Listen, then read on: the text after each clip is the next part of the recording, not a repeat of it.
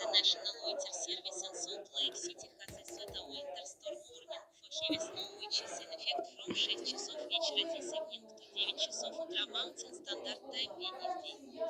The winter storm which is no longer in effect affected area the central and southern Osage Front including Salt Lake City.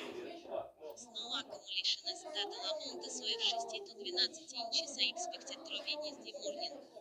Teeming snow will develop this evening, becoming heavy at times overnight into Thursday morning. The snow will gradually taper off during day Thursday. Additional heavy snowfall can be expected south and southeast of both the Great Salt Lake and Utah Lake Thursday night into Thursday morning. Impact as winter weather conditions will make travel difficult between Monday night and Thursday morning.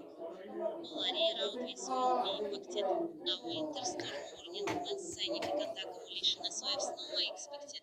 Driving conditions can be hazardous.